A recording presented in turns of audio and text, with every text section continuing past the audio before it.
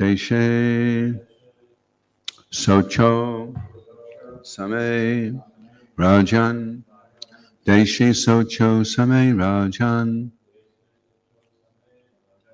Samstapyasanam Atmanam Samstapyasanam Atmana Stiram Sukham Samam Tasman Stiram Sukham Samam Tasman Asitashva Anga Iti Asitajvanga Iti Deshe Socho Same Rajan Samstapya Sanamatmana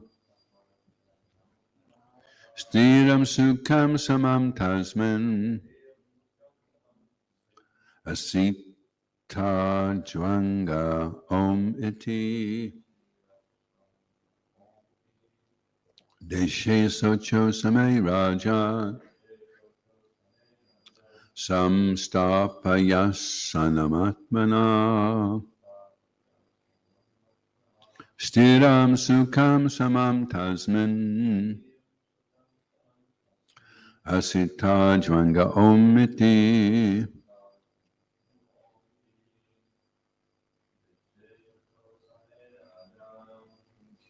Socho Same Rajan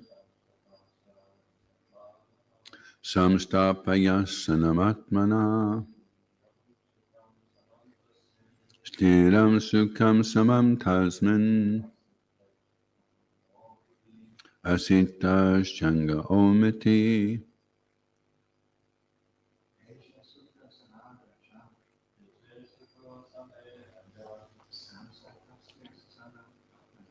Samstapya Sanamatmana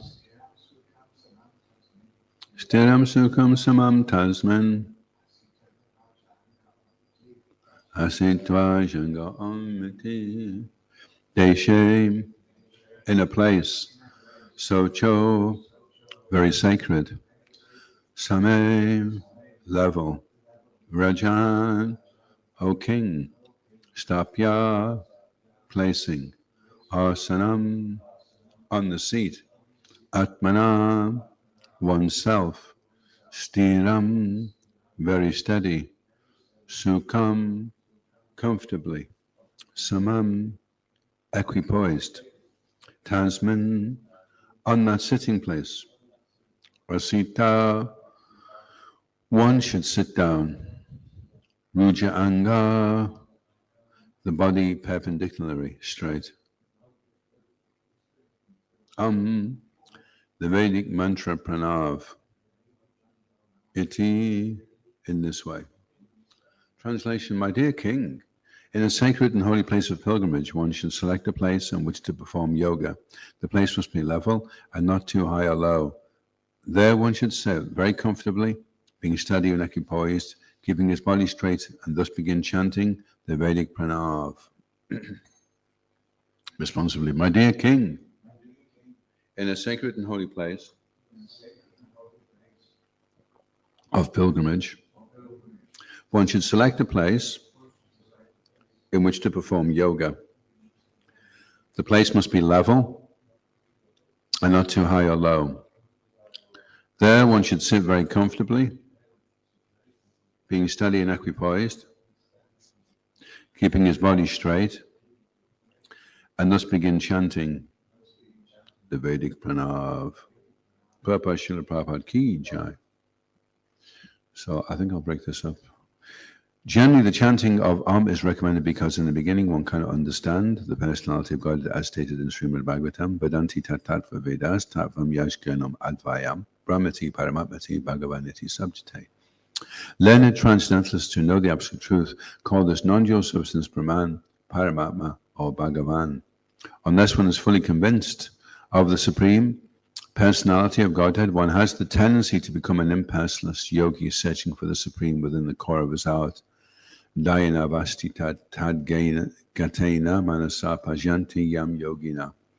Here the chanting of Omkara is recommended because in the beginning of transcendental realization, instead of chanting the Hare Krishna Mahamantra, one may chant Omkara Pranav. There is no difference between the Hare Krishna Mahamantra and Omkar because both of them are the sound representations of the Supreme Personality of Godhead. Pranav Sarva Vedeshu.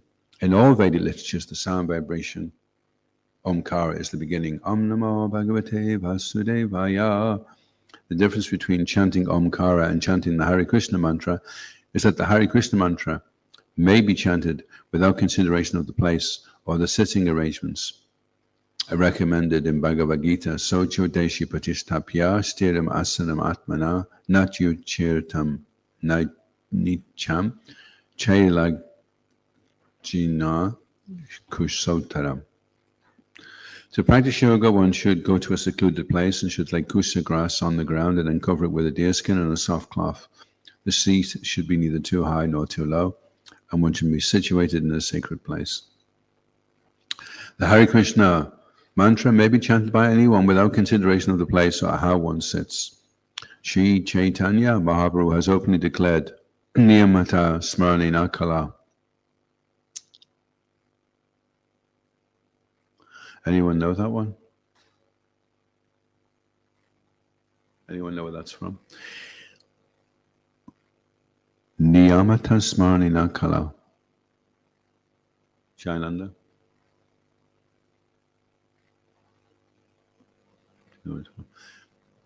Nam Nama Kari Bahuda Nij Sab Shakti Nota Smarna Kala. Finish that off, Jananda? Nam Nama Kari, you know the Shikshastakam? It's only 8 verses that Lord Chaitanya left us with. Nam Nama Kari Bahuda Nij Sab Shakti Tatrapatani with Smarna Kala. Etat Rishi Tavakripa Bhagavam Vamapi Dedevam Itrisham Ihanjani Nanuraga. So that's from there. There are no hard and fast rules for chanting these names. But I'm so unfortunate that because I make offenses, I have no attraction for them. The injunction Niyamata Smarnina Kala includes Desha, Kala, and Patra, Desha, Kala, Patra, place, time, and individual. Therefore, anyone may chant the Hare Krishna mantra without consideration of the time and place, especially in this age, Kali Yuga.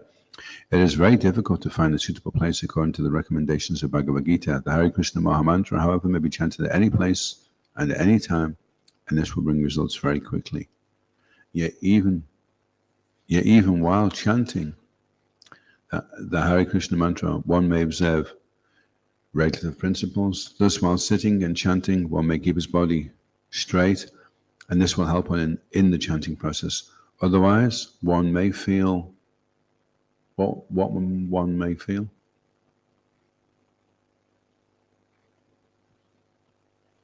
If we don't keep the body straight, what one may feel. Sleepy. So the body needs to be straight. If you're sitting there and you're very comfortable, then you'll fall asleep very easily.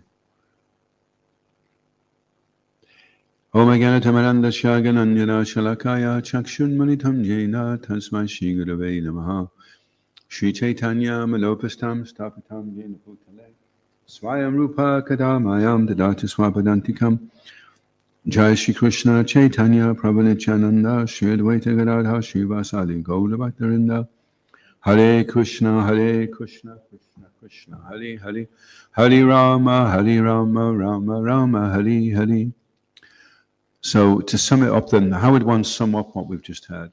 If you were to sum it up in just a few lines, how would you sum it up?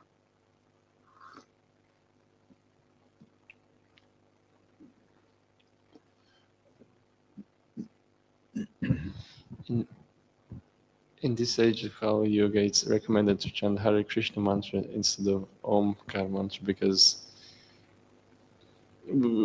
we don't have a qualification to chant Omkara. And then so we can chant the Hare Krishna in any place at any time. And and also we should sit straight so we don't feel sleepy.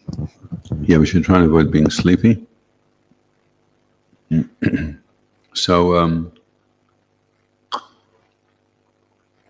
the recommended process, if you're not going to chant Hare Krishna, you just want to chant Om, then you should go to a secluded place, lay kusha grass on the ground, cover it with a deerskin, and then the seat should be neither too high nor too low, and should be situated in a sacred place.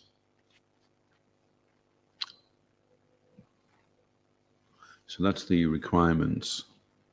And by sitting straight, with the chin slightly in, and then the backbone is straight, then it's more difficult to fall asleep.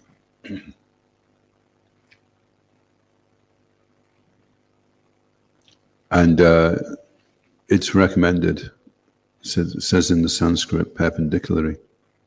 Riju anga, the body perpendicularly, straight. And perpendicular means to be straight, perpendicular.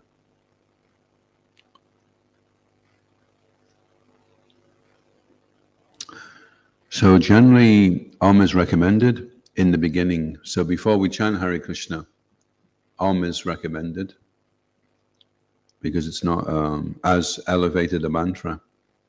With the Maha Mantra, although the Gayatri Mantra, they say that Gayatri Mantra is like a circle, and the Hare Krishna Mantra is like a bigger circle. And the Hare Krishna Mantra takes the lowest and takes them to the highest. But the Gayatri Mantra, you have to already be elevated, and it will only take you so far.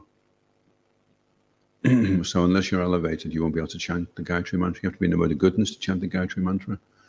Then it will take you so far. But if you chant the Hare Krishna Mantra, which is from the lowest, it will take you to the highest.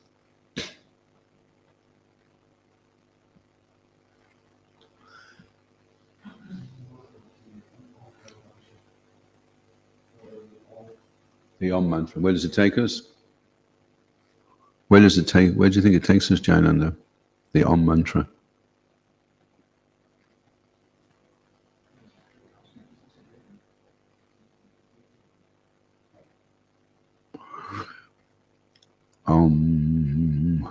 I guess it might qualify us to chant Hare Krishna, maybe? Or just bring us to that platform where we can chant Hare Krishna. Vedanti Tattvavedas Tattvam Yajganam Advayam. It says Brahmati, Paramatmati, Bhagavanti, Sabjati. So generally, the initial stage is to approach the Brahman and then graduate up to the Paramatma and then Bhagavan. You build up to that stage. But by Lord Chaitanya's mercy, we can circumvent all the intermediary stages and go directly to the highest.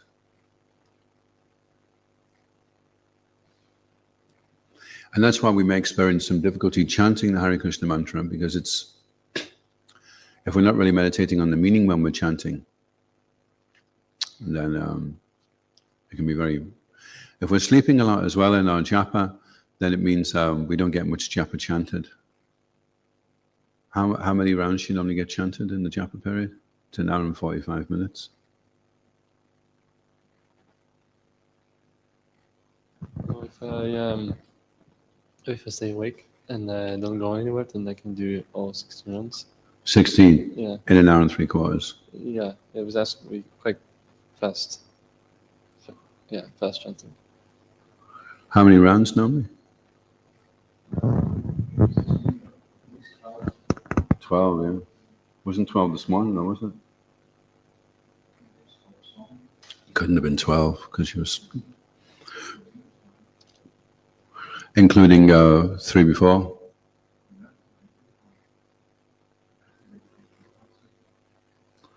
Okay. That's amazing. So the chanting process is the essential recommendation. So Lord Chaitanya gave 8 instructions, the Shikshastakam, and the instructions are all about chanting Hare Krishna. So Lord Chaitanya came to give the holy name, and he also came to give the method of chanting the holy name, the right emotions to be in.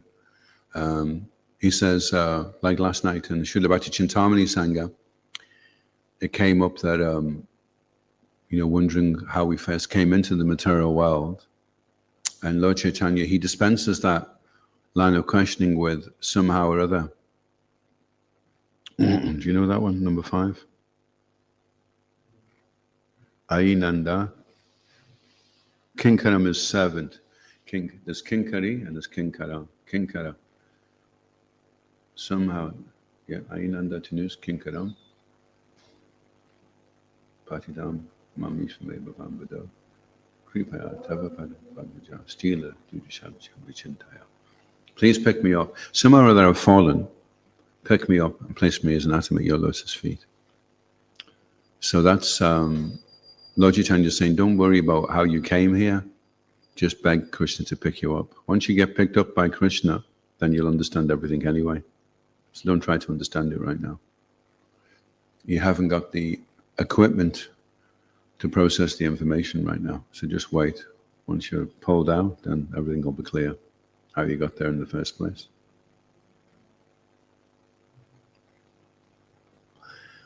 Does that sound like a cop-out? What do you think? It's not a cop-out? Someone says, how did I get here in the material world? And you say, somehow or other.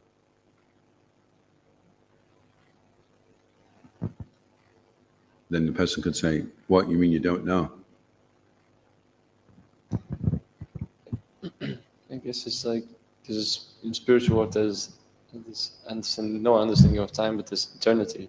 So it's like, how can we understand with our brains in a perception with time, how we can understand eternity when, because we think of like when we came in. So it's like, it's really inconceivable, really, to understand something that's beyond time, I think. Yeah. Yeah, right now we're in time, and time doesn't exist in the spiritual world. Although the sun rises and it sets, but they're just in the same moment. That's inconceivable to us, how that can be. How a sequence of events can take place, but they all occur in the eternal present. Inconceivable, isn't it? And right now, the now that we're experiencing is a tiny slither in between past and future. So the future's up there in front, and we're speculating on what's going to happen in the future. And the past is immediately behind us. And we have some retention of the past by our memory.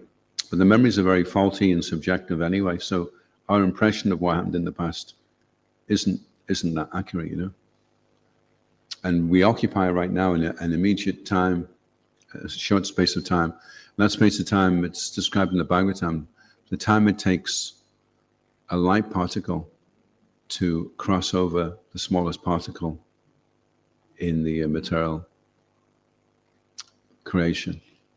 That's now. That's how short now is. And everything else is either you speculating on where it's going to be or remembering what it was.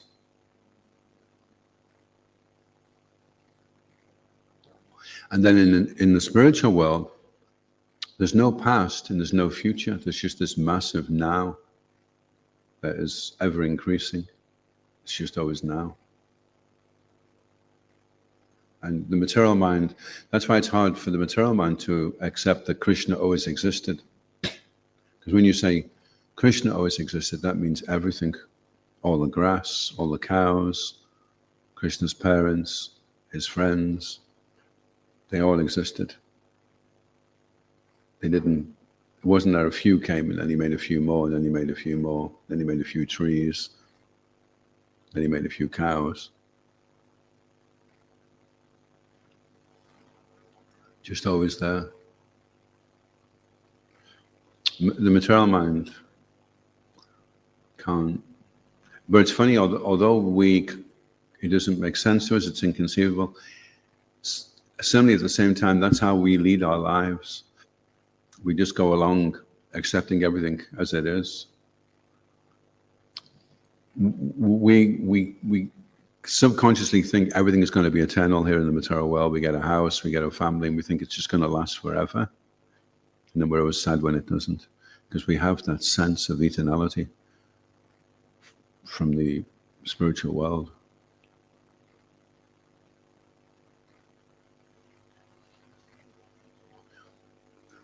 And Srila Prabhupada said that no matter how long you spend in the material world, when you go back to the spiritual world, it'll seem like you just blinked. And you're thinking, what was that? Anyway, never mind. Some kind of weird thought, You could be here for trillions of years and it doesn't even occupy 1/2 of a moment in the spiritual world.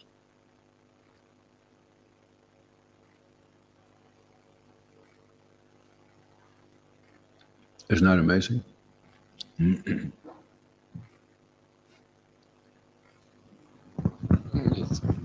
Material world is like a cloud, right? So it comes and goes, but it's not permanent. Whereas spiritual world is always there, as a sun. Sun is always there, but it's just covered by the clouds, but it's not affected. Right? Yet in the Gita, Krishna says, whatever exists, there is no cessation, and whatever doesn't exist, there is no endurance. So whatever doesn't endure doesn't exist in the absolute sense. Exist means it's always there. There's no change.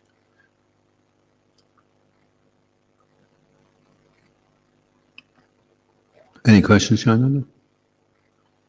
What were we just talking about?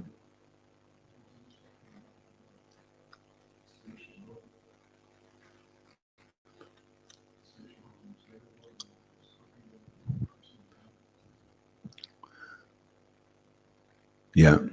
Krishna says, never was there a time when I did not exist, nor you, nor all these kings. So time does not apply to the spiritual manifestation. Never was there a time. It's like saying, never was there a dimension, never was there a length, never was there a breadth, never was there a weight that could be used to subjugate the spiritual energy. There's never a time, never a tape measure, never a microscope, never a telescope that can control the spiritual energy.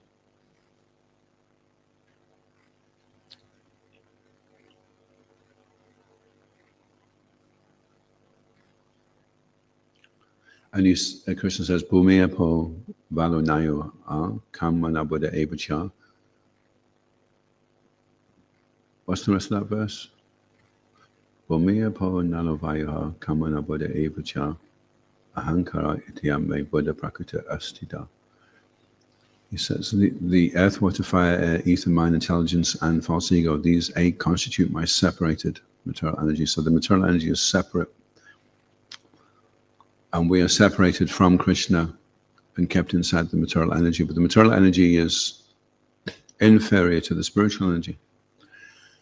But we become conditioned and we've forgotten, like the elephant has this little tiny rope that the elephant keeper uses to tie the elephant. And all the elephant has to do is go like that and it will break it really easily. But because the elephant was tied by that rope when it was a tiny elephant, when it was too strong, the rope was too strong for it to break, then when the elephant grows up, it doesn't realize its strength. So in the same way, the material energy has controlled us for so long that we don't realize now that we can resist it, that we don't have to give in to our senses, that we can transcend sleep, that we can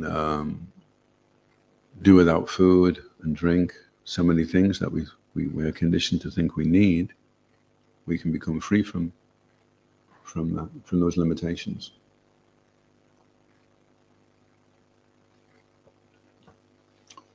But we've forgotten how powerful. It's like these people that run, they hit this thing called a pain barrier. And the pain barrier, it's so painful that they become convinced that they can't run on. And then what happens after that, Jayananda? What's that?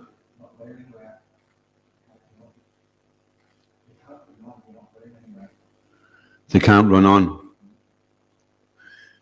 So when they hit the pain barrier, the runners, they are able to run on. They're able to break through the barrier. So that's why it's called a pain barrier. They just transcend the limitations of their body, and they find that they can go on, although their bodies tell them they can't go on. So in the same way, we have so many barriers that limit us, and devotional services helping us to become strong so that we realize we can push through these barriers. We may think that we're tired or hungry or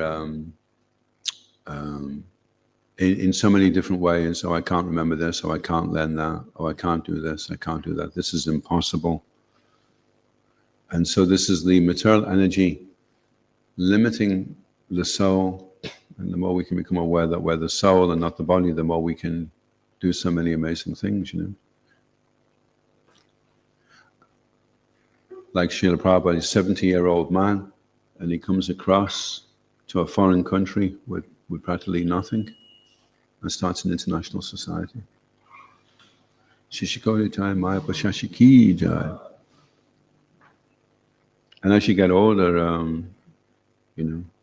as the body, can you imagine when the body's 70? And all you want to do is just lie down and sleep. See, sleep is it's attractive because when you sleep, then you don't have to worry about anything. You can just switch off to everything. So sleep is like if you feel like your anartas are being threatened, unwanted things, you're going to have to get free from them.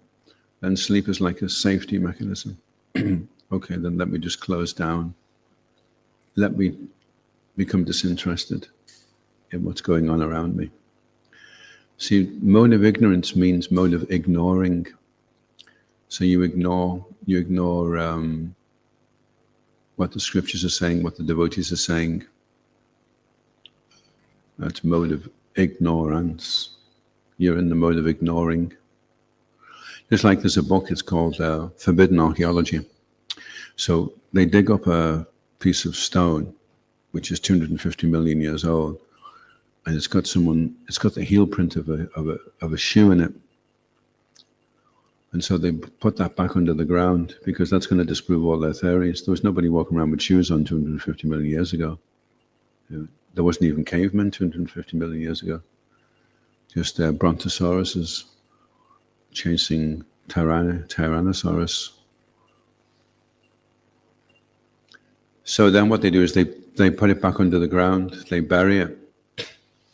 So that's mode of ignorance.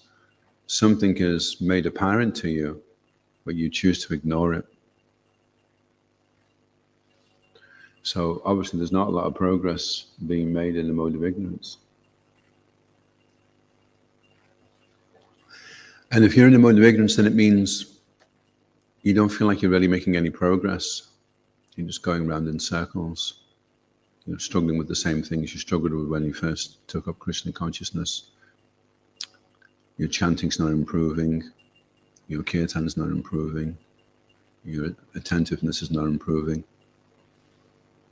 So these are all symptoms of a mode of ignorance is a miserable mode to be in, actually, because you don't see people really happy in a mode of ignorance.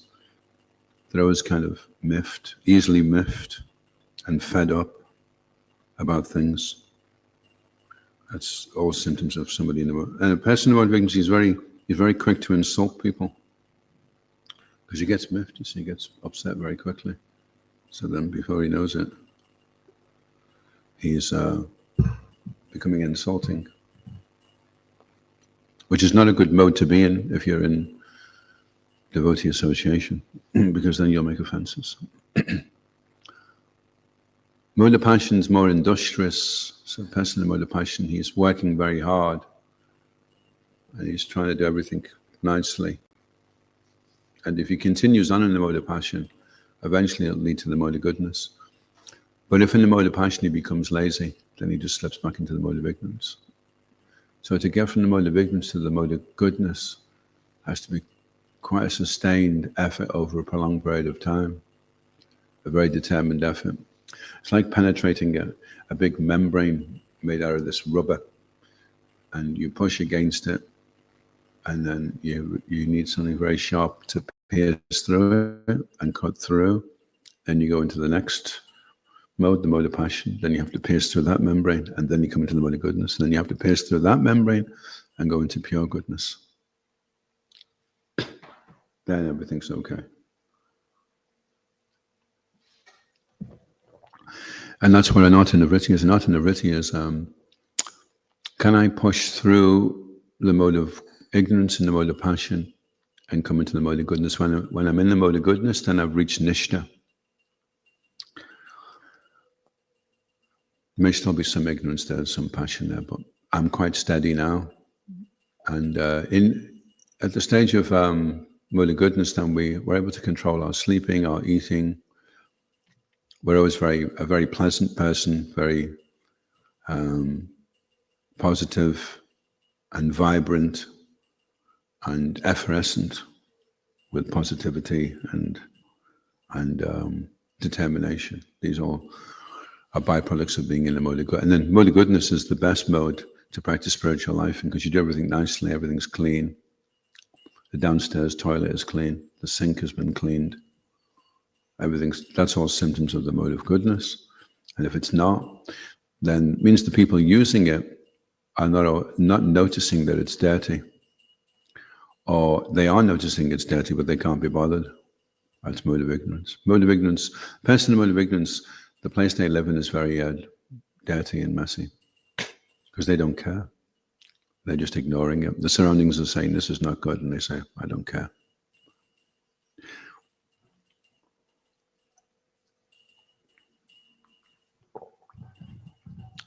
And so if you die in the mode of ignorance, then you take birth as an animal, because animals don't care. You know, where they live is messy and dirty, and they're okay with that. That's fine for them. Of course, some animals are more in the mode of goodness, like swans, cows, are clean.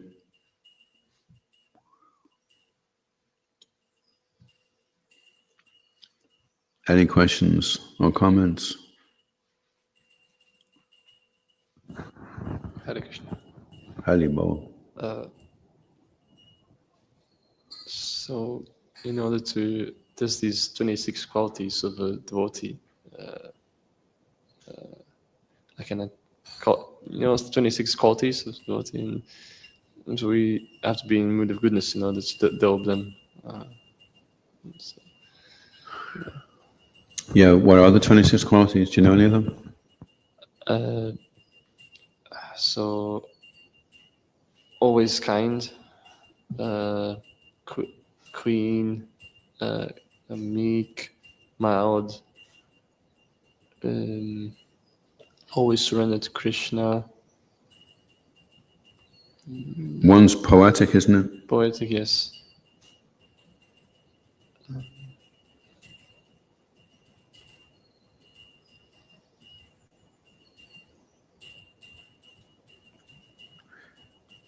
Being kind, not quarreling, being fixed, being equal to all, being faultless, charitable, mild, clean, simple, benevolent, peaceful, completely attached to Krishna.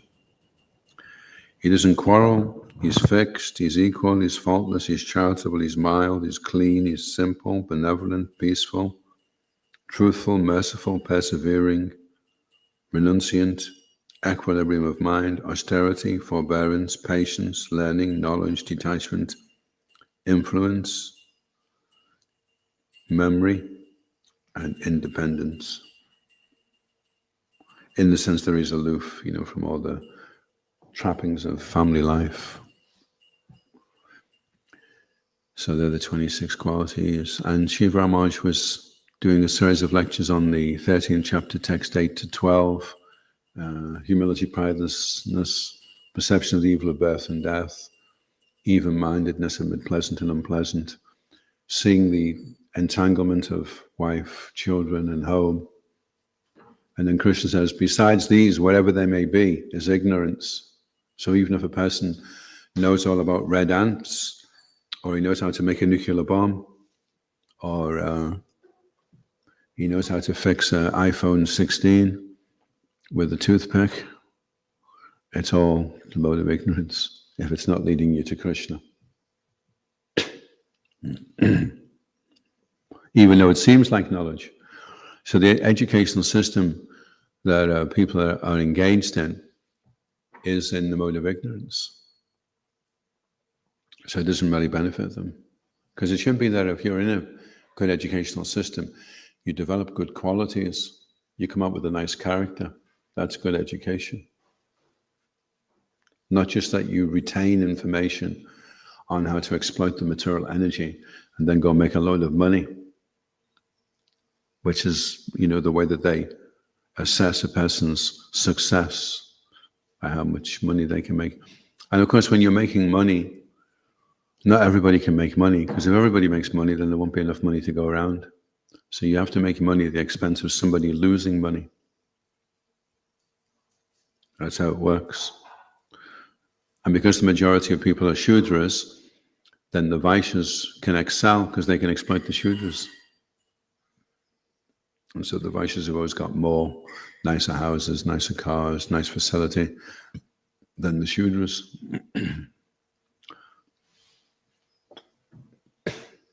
And so because of that, there's always conflict. The Shudras are always envious. This person's got more than me. But even if you gave everybody the same amount, within a few months, the Vaishyas would eventually have more than the Shudras again. The Shudras would waste the money, and the Vaishyas would invest the money.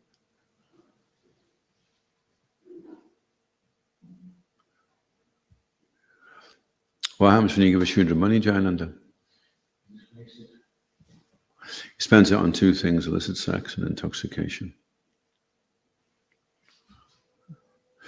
That's what a Shudra spends it on.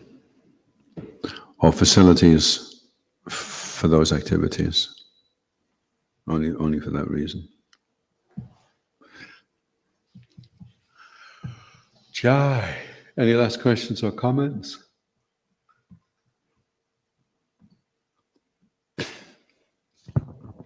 Yeah, I guess on the same thing.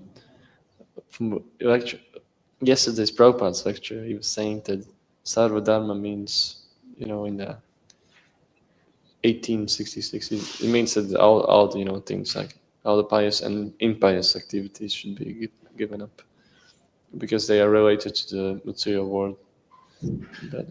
So all this should be given up, and whatever is benefit, for the service for Krishna should be taken up. So sometimes we have this idea of doing some charity work might be good, but it's in a mood of ignorance or passion.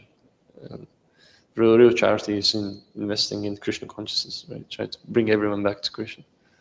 So just comment. What do you think of that, Chayananda? No, I don't believe it.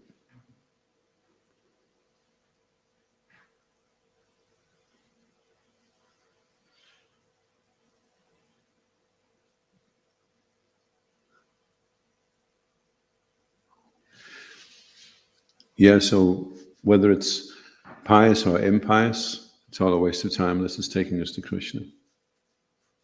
Sukriti can lead to Krishna, but also Sukriti can give you so much material facility that you become completely distracted. You have a good birth, good looking body, good facility to enjoy, and then you forget about anything else. And if you spend time on the heavenly planets, where there's no reaction for illicit sex or intoxication, so it's okay to do those things up there. But if you up there for a few thousand years and it seems okay to do those things, and then you fall down into Kali Yuga, and you're still thinking it's okay to do those things, then you're going to get a lot of bad karma for that.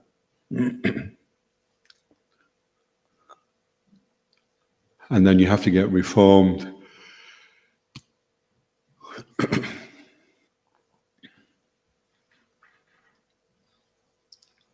I was thinking about another thing, that so anything on the path of Krishna consciousness, Krishna says, it's never lost. So he gives us a chance to take birth in a Vaishnava family, or maybe like a rich family, So, but I've noticed sometimes, maybe it's not the case for everyone, but maybe that sometimes the kids in my Vaishnava family, maybe not that, they get the exposure of Krishna consciousness at the beginning, but they don't get maybe that attracted. Whereas maybe someone who, maybe I come from different background, and I found it attractive. So it's like, I guess everyone has their own situation. It depends, Yeah, well, if you're a demigod and you take birth in a devotee family, then you may be just interested in kirtan and prasadam, but you're not interested in following the principles because they don't follow them in the heavenly planets. And somebody that's coming from the heavy modes of nature, he's done a lot of heavy sinful activity, and he takes spiritual life. He knows he has to do something significant to get free from the karma that he's accrued, So he's more serious. There's more of an agency. Whereas when someone's in the mode of goodness and they've got good karma, they've just been up on the heavenly planets, they're thinking, oh, it's okay, no big deal. If I don't become a pure devotee, I'll just go back to the heavenly planets, so that's okay. Yeah, so that's okay. But then you come down 11,000 years later, and there's no facility anymore for any Sukriti. And then you're going to have to wait now until Satya Yuga, 400,000 years.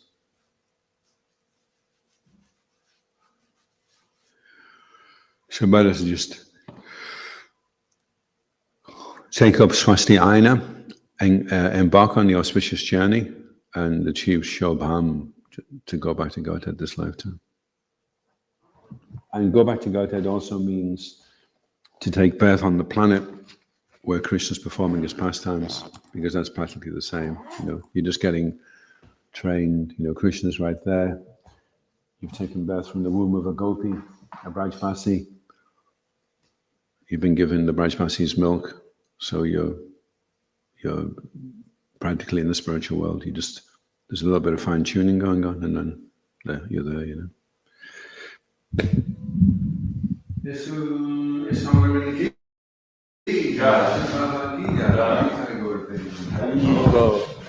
It's great. Adhoksaja Krishna Prabhu ki.